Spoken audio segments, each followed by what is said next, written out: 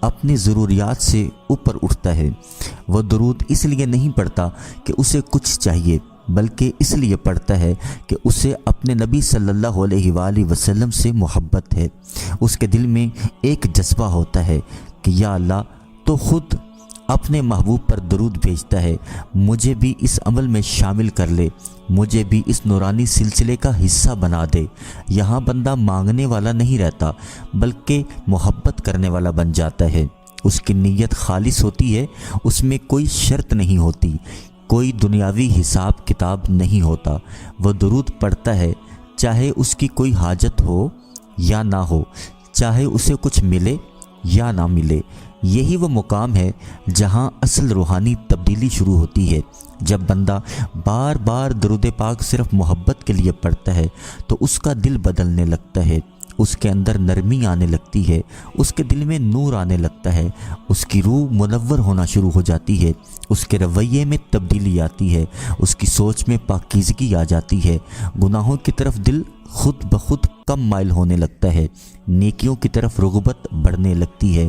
اسے محسوس ہوتا ہے کہ جیسے اس کے دل پر کوئی بوجھ تھا جو آہستہ آہستہ ہٹ رہا ہے، جیسے اس کے اندر ایک روشنی پیدا ہو رہی ہے۔ یہ وہ اثر ہے جو صرف درود برائے درود میں پیدا ہوتا ہے، کیونکہ یہاں بندہ اپنے نفس سے نکل کر ایک اعلیٰ تعلق میں داخل ہو رہا ہوتا ہے۔ ایک اور گہری بات یہ ہے، جب بندہ صرف محبت کے لیے درود پاک پڑھتا ہے تو اللہ تعالیٰ اس کی ضروریات کا خود خیال کرنا شروع کرتا ہے، اسے مانگنے کی ضرورت کم پڑتی ہے، کیونکہ دینے والا اس کی حالت کو دیکھ کر خود عطا کرنے لگتا ہے۔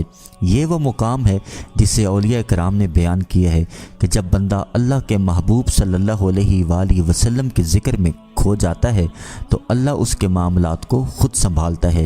یہاں درود پاک ایک وظیفہ نہیں رہتا، بلکہ ایک تعلق بن جاتا ہے، ایک ایسا تعلق جو بندے کو اللہ کے قریب لے جاتا ہے بغیر اس کے بار بار مانگے۔ تاہم یہاں پر اس کا مطلب یہ نہیں کہ درود برائے ضرورت کو چھوڑ دیا جائے۔ حقیقت میں انسان کا سفر یہی ہے کہ وہ ضرورت سے محبت تک پہنچے۔ شروع میں انسان اپنی حاجات ساتھ لے کر آتا ہے، وہ مانگتا ہے، وہ روتا ہے، وہ درود کو وسیلہ بناتا ہے۔ یہ ایک قدرتی مرحلہ ہے، لیکن اگر وہ اس پر ہی رک جائے تو وہ اصل خزانے تک نہیں پہنچ پاتا۔ اصل کمال یہ ہے کہ وہ آہستہ آہستہ اپنی نیت کو بدلنا شروع کرے۔